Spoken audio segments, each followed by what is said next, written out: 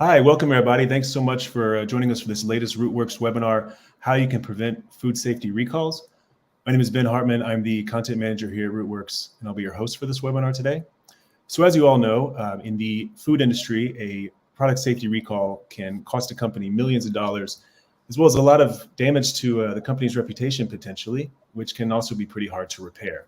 So, but luckily, there are some concrete steps you can take to reduce the risk of a recall, and that's what we're going to discuss today in this webinar. And we've got an expert here to help make sense of it all. So let's go ahead and introduce him. We got Joel Chappelle. He is an attorney and consultant with Food Industry Counsel LLC, and has expertise in all aspects of food production, federal regulatory compliance, product safety, and supply chain risk.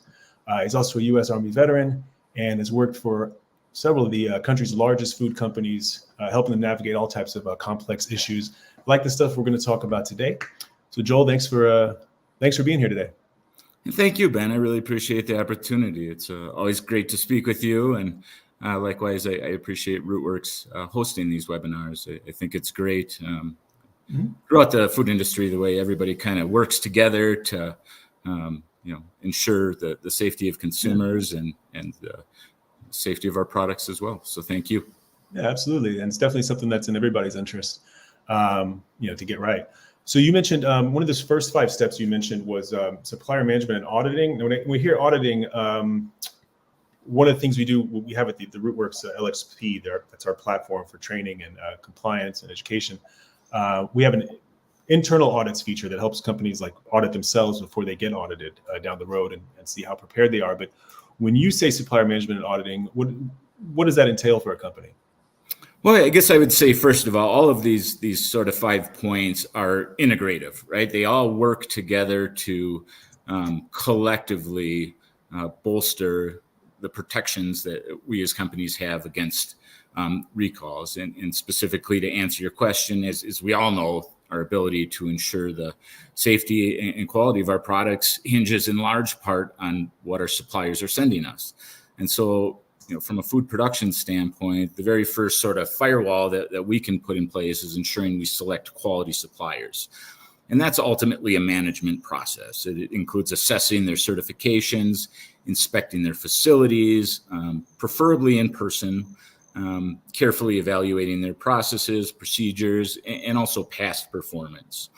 And then once we found a supplier that we're comfortable with and confident in, we need to ensure that, they remain in our good graces, so to speak. And, food companies, or really any company, can be like a river. It might look the same from one day to the next, but in fact, the currents change. You have different people, different priorities, there's culture changes that happen. And so we just want to make sure that over time, the trust remains and that we can remain confident in our suppliers. And that's where the auditing piece comes in. And so confirmation audits, as opposed to, for instance, an audit for cause, would typically assess adherence to GMPs, the effectiveness of HACCP plans, the efficacy of traceability systems. We might also want to occasionally re-inspect facilities, ensure processes are validated, and possibly review records depending on the scope and nature of our concerns. How would you vet suppliers? You talk about and how much kind of cooperation do you need from the supplier themselves? Let's say maybe if you don't have full visibility into everything they're doing, or you're just not part of the company, how do you run that? Sure. Vetting suppliers effectively really depends on exactly what the supplier is supplying. For instance, if they're supplying vegetables, it's going to be a different set of parameters than if they're supplying beef, for instance. But generally speaking, you're going to want to get a comfort level, and that's why I recommend the in-person inspections of facilities. I think getting to actually meet people face to face, getting a sense for the culture, talking to employees, those are things that right at the outset are going to tell us a great deal about a given company and its priorities. Mm-hmm. How do you know what sort of standards they should meet? Are there specific industry standards, or is also partly what your company expects of itself? A combination of the two?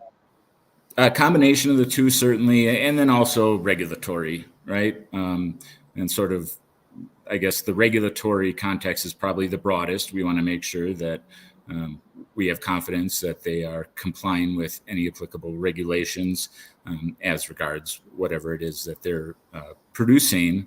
And then within sort of that context, then we want to look at, what's important to our company, what sort of,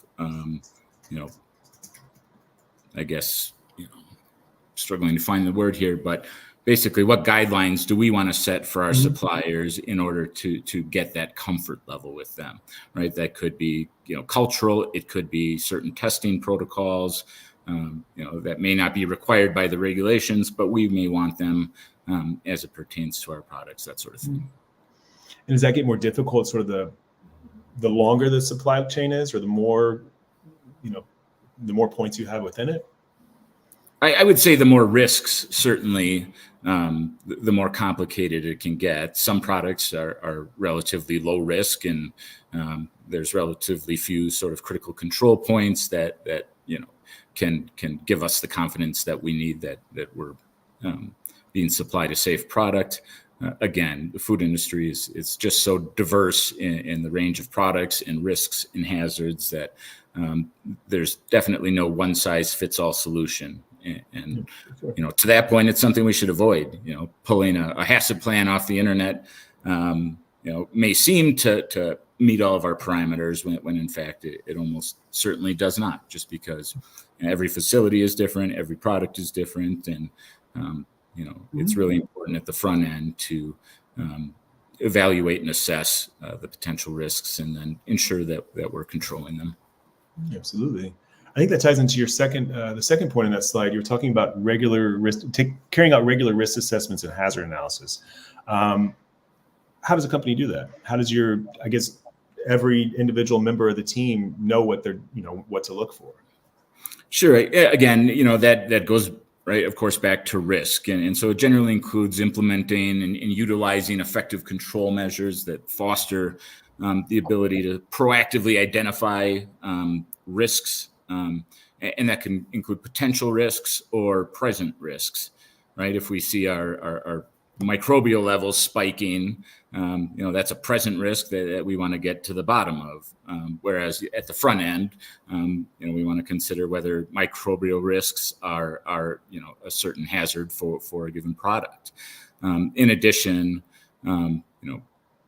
looking at things sort of at the front end, right? Identifying that risk early, right when it emerges, helps to prevent problems from escalating into major issues or ultimately recalls, right? Oftentimes when it comes to a recall, whether it's a make or break the company kind of recall depends on the scope. If we're able to identify the issue right away, we're going to be able to limit the recall or ideally avoid one altogether. If we're not paying attention, if we're not consistently looking at these risks and making sure that they're not only being addressed programmatically, but that we're in real time taking action to make sure that we're aware of them when they emerge, problems can snowball very quickly. Mm-hmm. So who on the team should be responsible for prioritizing risks, but also just identifying them? Is it something that you want to kind of delegate that to where every individual member on the team can kind of tell what those are, or should there be kind of a dedicated position? Yeah, absolutely. Food safety is everybody's concern, right? And to that end, developing a robust food safety culture is so important.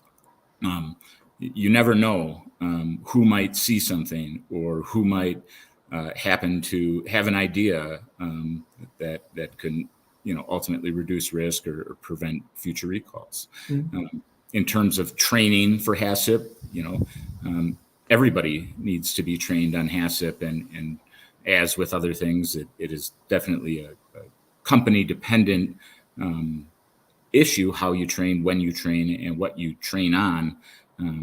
But here, as in many areas, technology has allowed us to become much more effective and much more comprehensive in training. In fact, I believe Rootwurks offers a really great basic HACCP certification.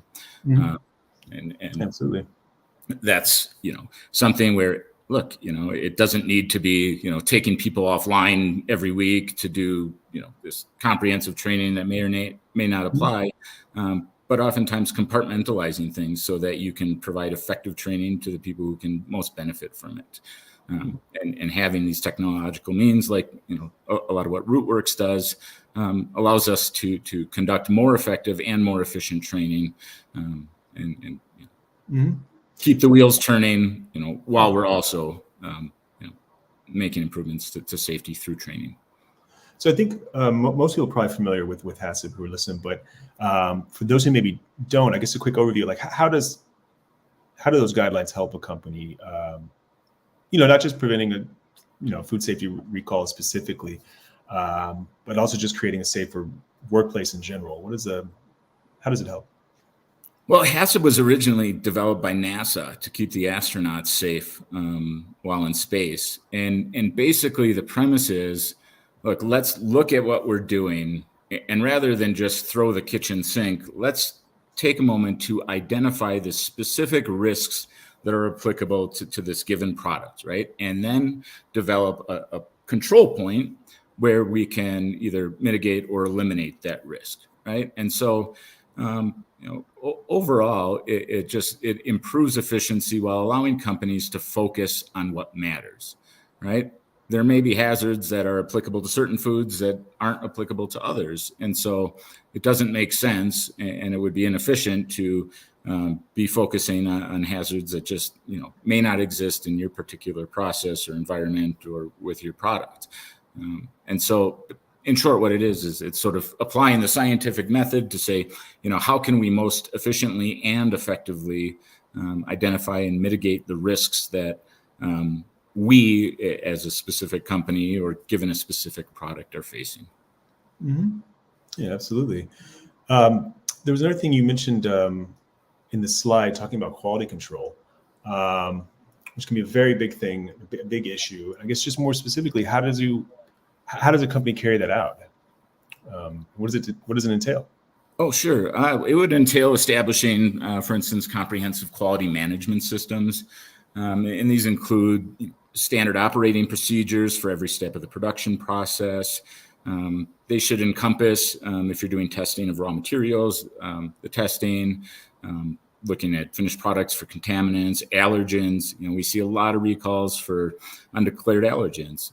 Compliance with specifications if you're producing a product that's going downstream to another customer, perhaps before entering commerce. Ensuring that you have procedures in place to ensure effective compliance with those specifications. Utilizing labs, third-party testing facilities for validation, occasionally bringing somebody in from the outside to do a analysis of your systems to see if perhaps you've missed anything. Third-party audits can be very effective and very helpful, to the extent that you have somebody who knows what they're doing. Additionally, companies should, in part through food safety culture, enforce rigorous adherence to their GMPs. You want to maintain up-to-date hazard analysis. Right? Hazards change over time as we learn. Sometimes, what we think is a hazard may turn out not to be such a hazard, or perhaps there's process validations upstream that eliminate that hazard. At the same time, new hazards can emerge. Again, things change, so keeping an eye on, are we up to date? Are we considering everything? Mm-hmm. Have things changed over the years? Those are all things that can meaningfully reduce risk. Mm-hmm. And then again, as we discussed earlier, regular audits and inspections, both in terms of your suppliers, but also internally. You want to combine those with continuous,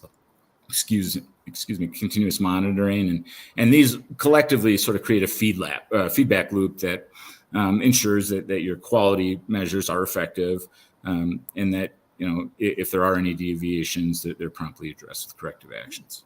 Absolutely.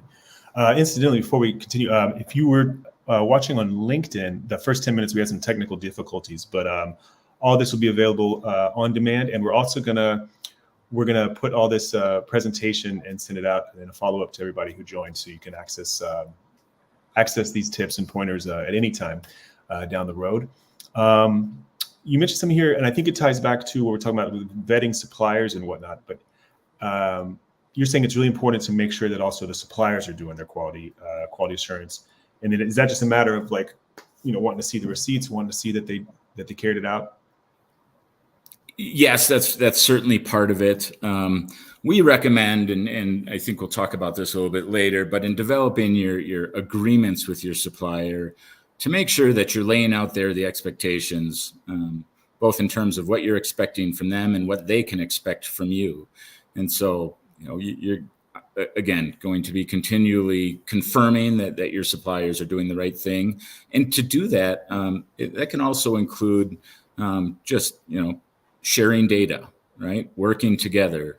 Hey, if something happens, make sure your suppliers have a duty to let you know if they receive, for instance, a Form 483.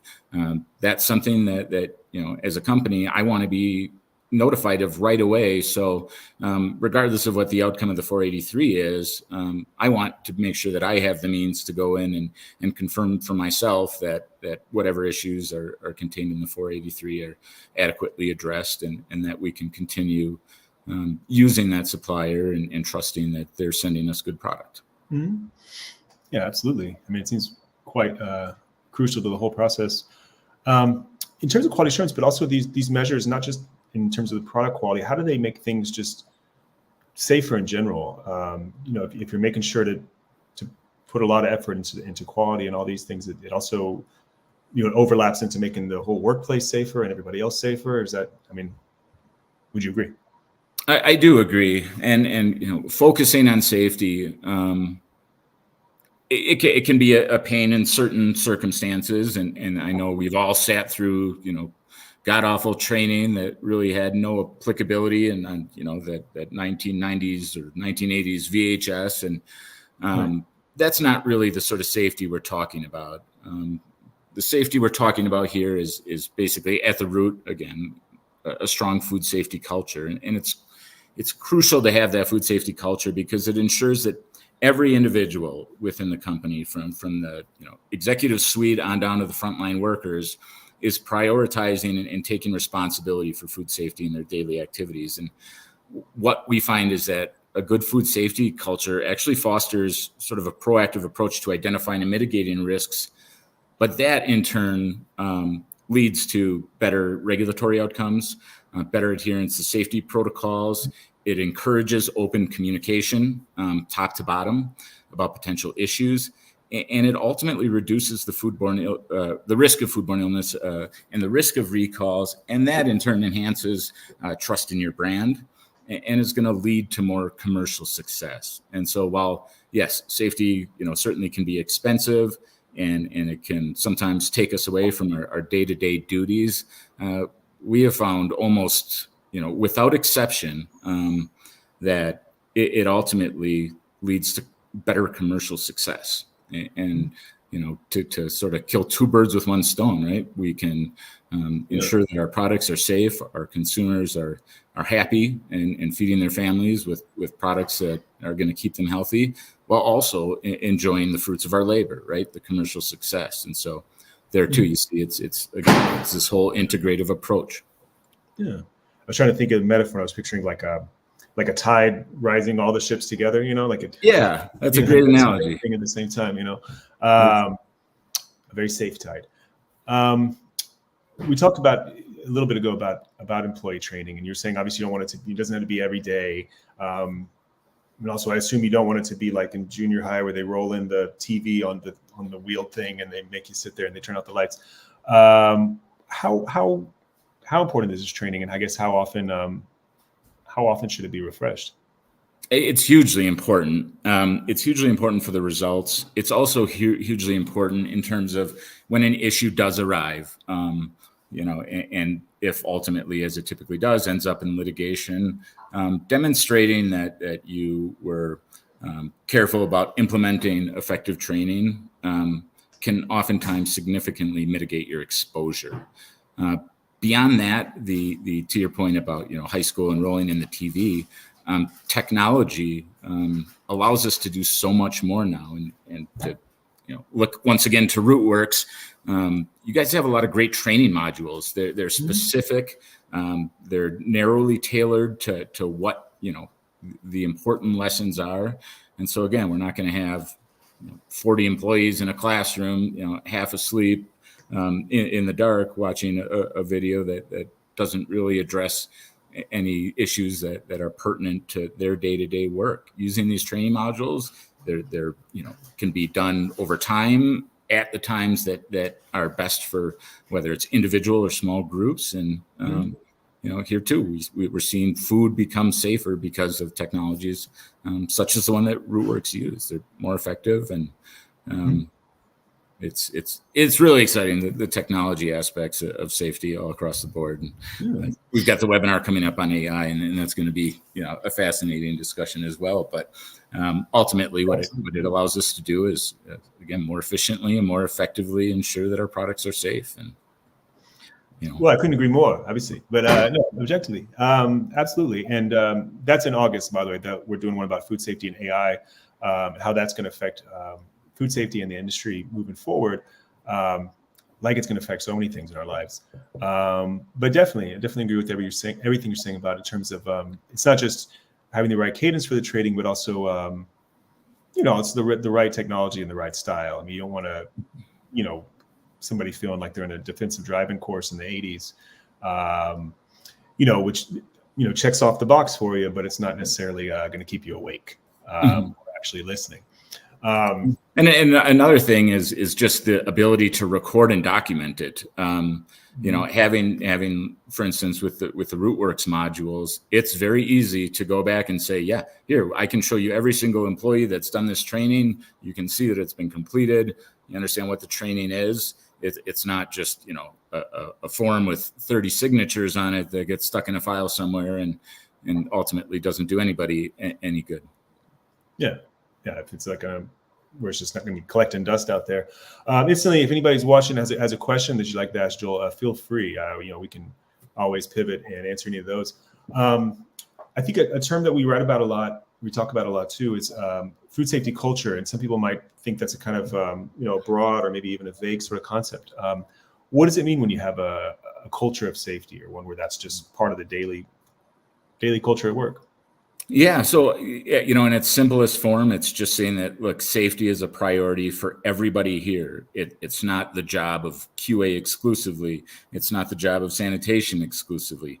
Everybody is responsible for the safety of our products. And, again, as I spoke about earlier, it despite being, somewhat of a nebulous term, it truly does lead to commercial success or more commercial success. And it also empowers everybody to speak up if they see something.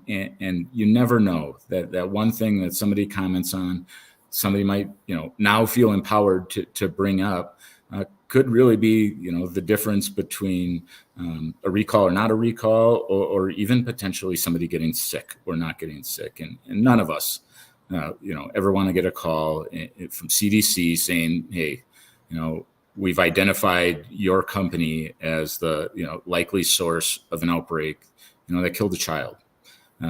It's everybody's worst nightmare. And so, just developing a culture of food safety by, ensuring that everybody from the top down knows that, look, we put safety first, right? It's both empowering, it improves morale and empowers everybody to speak up when they see something. And there too, there's just so many benefits, not just safety related, but commercial related, that, there's just no good reason not to put in the effort to develop that sort of, safety first type culture. Well, let's say, it may be a cost, but the cost of not doing it would be higher. Absolutely. Yeah. And I've seen data where, recalls, average up to $10 million in losses collectively, over time. And I work with companies all the time that are going through recalls, and it's not fun. Nobody enjoys it. They don't recommend it. No, I do not recommend, not taking action that's going to lead to a recall. It's going to make your week, month, and possibly year miserable. Yeah, and then even if you repair everything, that reputation or the stories, they can just they can live on well after everything's sorted out, and that's just on the internet or wherever. I think the last time we had customers, and your regulatory footprint is going to increase too, because it's right or wrong. Ultimately, regulators are going to come in and they're acting based on the information they have, and if that information includes that you were recently, part of an outbreak or recall, they're trying to do their job. They don't want to miss anything, and so it's going to make things more difficult on every level. Absolutely. The last time we were here, we were speaking about traceability, and I saw that that's one of the main points on your slide was having robust traceability solutions in place. So I guess two-part. What does that entail, and why is it so important? Robust traceability is important because it allows for the rapid identification, isolation of any products that might potentially be implicated. Right? We don't want a giant recall. The larger the recall, the larger the cost, the more difficult it is going to be to remove product, the more difficult it is going to be for your customers to gather and dispose of product. We always want to minimize the impact and the scope of recalls and the attending exposure. And first, inventory management. Right, we want to make sure that we have an accurate understanding of our inventory and accurate records to reflect the inventory. And that helps internally to quickly identify potential scope, what might be involved. Data integration it basically means having the ability to say, okay, what's at the store, and from what's at the store, we can identify it all the way back through the supply chain. And we want to integrate the traceability across all stages of production and distribution. And first of all, timeliness matters, right? The faster we can say, okay, this is the scope, this is what needs to be pulled, the faster you're going to be able to work through it. And we'll talk some about this in the portion on agreements, but it's important to require your suppliers to have detailed traceability information, and ideally now, again, to go back to technology, the technology is making it so much easier to have effective traceability programs where you can instantaneously, almost through a push of a button, take any product and figure out exactly what went into it, where it went, and thereby, more quickly get the word out, get the products pulled, and thus reduce your exposure. Now, we can talk about traceability all day and what should be in place, but what we found is most effective is to actually conduct mock recalls to sometimes to the surprise of your employees. We've worked with companies where we'll go in and actually sort of play the role of FDA and just walk in and say, you need to recall this product, or this product is associated with recalls, and then trigger those processes and procedures and see, okay, is this in fact effective in real time?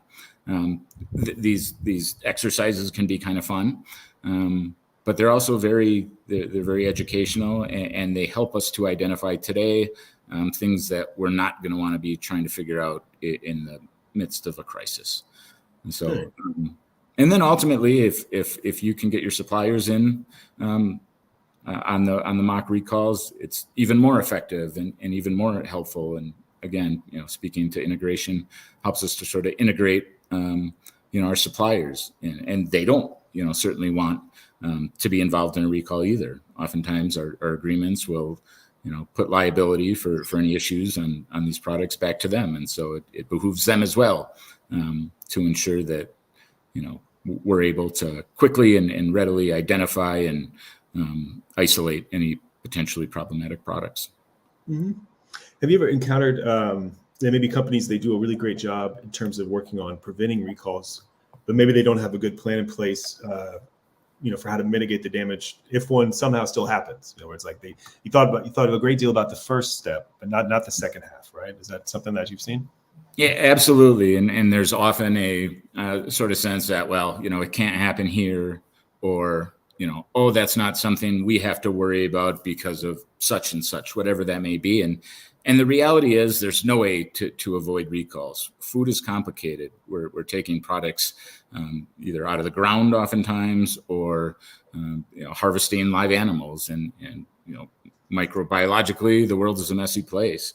And by the same token, labeling is complicated, and sometimes, things happen, and we may just not ever, foresee them, or maybe we dismiss them out of just the sheer unlikelihood. And yet they ultimately happen. And sometimes, companies find that all of a sudden, they're not ready. They may have good policies and procedures in place, but actually implementing them in real time can turn out to be difficult for any number of reasons. And so, there too, again, train as you fight, right? Get in there and make sure that, if something happens, you're ready, because it can, no matter how good you are and how good your suppliers are, things happen. And it's just the nature of life, right? With what we're dealing with. Yeah. And even, you're dealing with human error, you're dealing with people, you're dealing with the environment, you're dealing with all different types of things that, even with the best intentions and the best systems in place, it could happen. Well, I think, we're probably going to wrap up here in a few, but I think that's a good point to talk about, when things do happen, and then what can you do to kind of, I guess, repair the damage somewhat. And you spoke about insurance and supplier agreements. How does that work? The recall has happened. It's out there. It's on the internet. People are reading about it. What do you do now? Yeah, absolutely. So, recall insurance it's just so critically important, and it's not just having a policy of recall insurance. It's having a good policy, ideal on literally a near daily basis, with companies that find themselves in this position and they think they're in good shape because, hey, no, we've got a recall policy, but there's a lot of junk out there, just absolutely worthless policies that effectively cover nothing. Right? Okay, great. You spent $50,000 on a recall policy, and your mailing costs to alert consumers about the recall are about all that's covered. Now, okay, great, but what about the $5 million in lost profits, or the supplier liability, or the legal fees that are going to accompany claims made against the company? And so there are good policies out there. There are good insurance brokers out there that we work with, and the difference between a company going through a big recall with a good insurance policy versus a not so good insurance policy very quickly extends to millions of dollars. And so it is just so important, and I cannot stress this enough. First of all, get recall insurance. But secondly, make sure that you have somebody review the policy, work with a trusted broker who can explain what perils are covered. And then secondarily, we've got supplier agreements, right? And I've spoken about this, and it applies to every single aspect of what we've talked about today. But, if a recall happens, having a comprehensive supplier agreement that specifically delineates who is responsible for different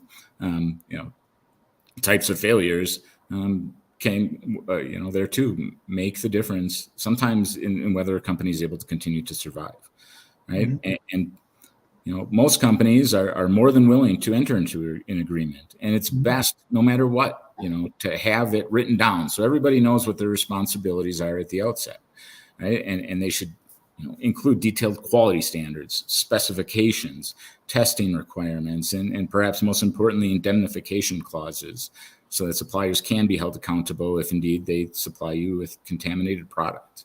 Mm-hmm. Yeah, I guess a big takeaway about that, it's not enough to have insurance, but have good insurance, and a lot of it. And also, don't just have suppliers, have good suppliers, the ones who are doing what they're supposed to be doing too. And also make sure that your suppliers have insurance. One of the things we do is make sure that, with our clients, that these agreements include additional insured clauses. And so now you're doubling up, where you've got sort of two policies potentially available to help you resolve these issues. And it's a single clause in a contract, and now you're suddenly getting potentially expensive insurance cover that now applies to you.